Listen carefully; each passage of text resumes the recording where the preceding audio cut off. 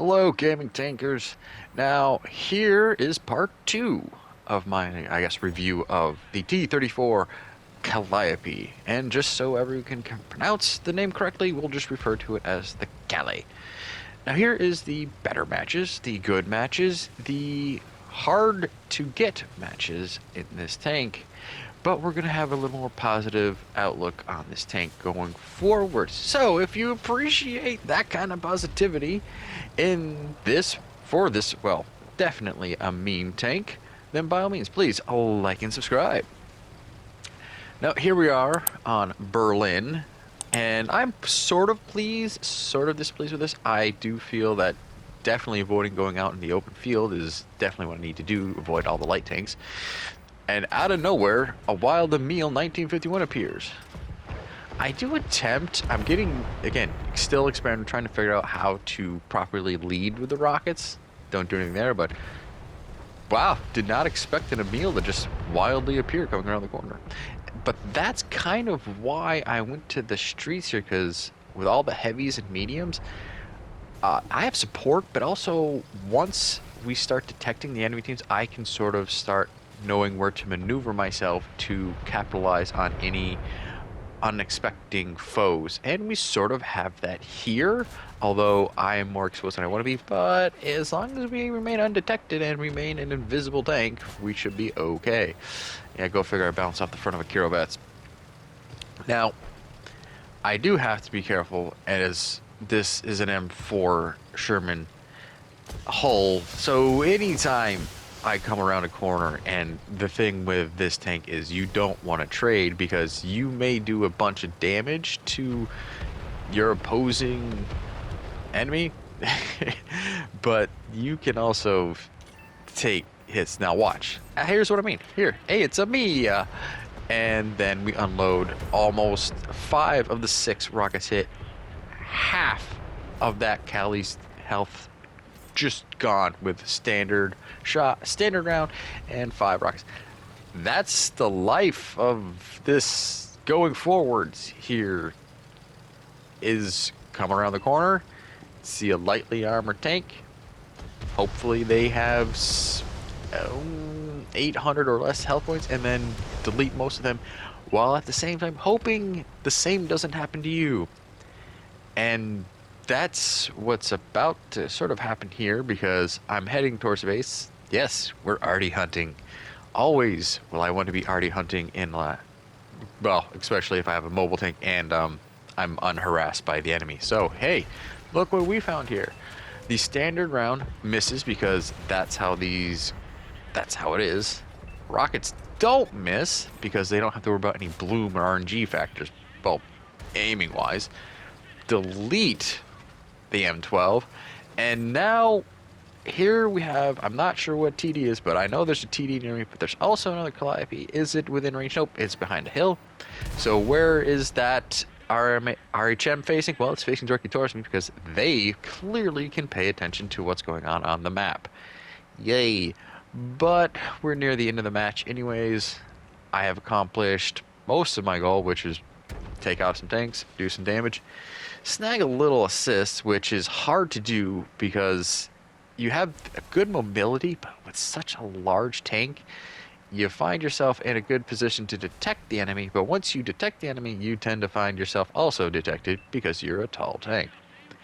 And that's, oh, the struggles with being a Sherman, especially as you also have a giant death umbrella above you too to help make it easier for you to be detected. Get first place. Yay. That's the advantages of being a low tier tank in a high tier match. And made silver, which going forward with more experience, which I probably won't get because I don't foresee this being a go-to tank. I made 14,000 silver with premium. But look at what I wouldn't have made if I didn't have premium time. So yes, this is a tank that you play for the memes, you play for the lulls, and once you save up silver. The problem is getting those moments take unique circumstances to unfold. Namely, you're for my experience, your team has to be winning, and you definitely need to be coming up against either A, yourself, or B, you need to come around that corner and catch a lightly armored side of another tank. Now, here we are in Cliffs. I'm heading towards the E6 area just because, hey, I know I need to start spotting for my artillery, but also I need to see if I can't catch any tanks trying to head towards the lighthouse and go around the corner.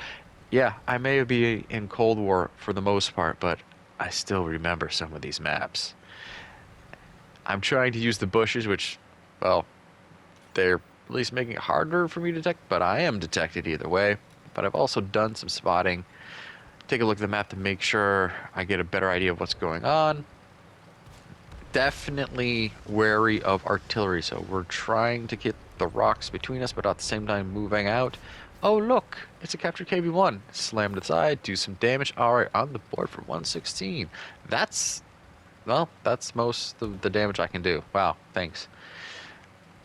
Move back in, try to spot. Maybe I can get another shot in here, and I do. But also, I really don't like how much I'm being detected here because artillery is out there somewhere.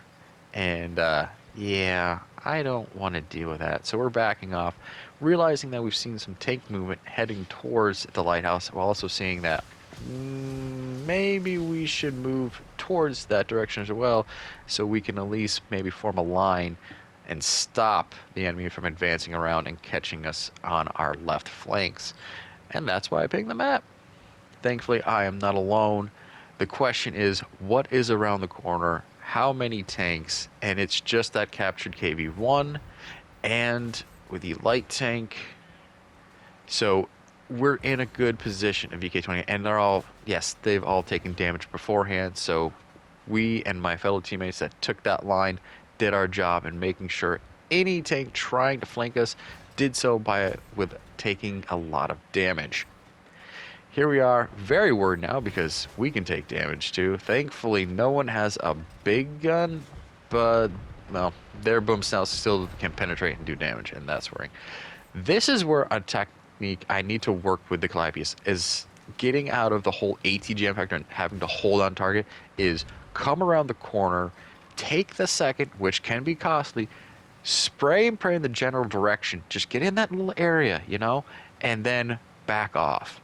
In fact, maybe sacrifice a rocket to landing it into the side of a hill or object so that with the guarantee that the 4 or 3 rockets will impact the target while I don't take damage. It's a technique to try out here. So we have removed the threat from that coming around the lighthouse. My concern now is the medium tank on top of that lighthouse detecting us, and depending on where it's placed, it will detect us. But guess what I'm doing? I'm already hunting. We have T-14, just lucky enough to get the little bit of a pixel shot on that turret, eliminate it. We're now up to 2 kills, and heading towards 500 damage. We're creeping out here because, again, that medium tank up in that lighthouse worries me. Really, but at some point you have to commit because I'm not getting detected right now. So that means I need to get in a position. The question is, what is with this artillery? Because I know from previous experience, certain TDs might like to hang around out here trying to catch any heavy tanks or any other tanks coming down the 1-2 line off guard. Thankfully, we don't have too much of an issue. Say hello to the HMC. And say goodbye to the HMC.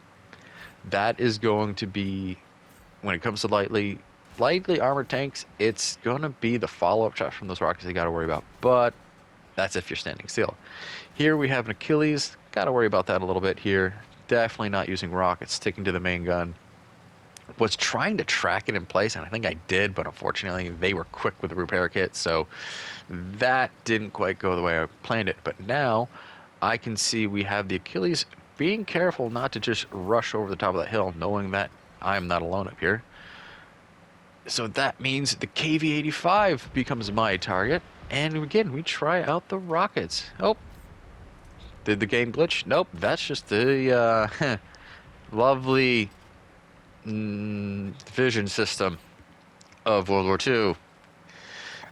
Save that for a later video. So we're back onto the KV-85. Sort of trying to track, working on these ATGMs. Sorry, rockets. Rockets. We secure the kill with the KV-85. Bring us up to 4. Repeat, 4. Somewhere, I don't know where I may have missed one, but we got 4. Now we're over 1,000 damage. So this is where I'm, as a support tank, this is going to work wonderfully. And hello. Bye, Achilles. And there you have it. This is a follow-up tank. A tank that follows up behind either a heavy tank or a light tank or faster mediums. They take the point, they go around the corner, they do some damage, take out some of the health points of the enemy, then you come along the corner and finish them off. As long as you get the weak armor and the lower HP tanks. Anyway, this is a fun meme tank for those right moments, but it's not a tank for me. So hope you keep the tracks on the ground, RNG's in favor. I'll catch you in the next one.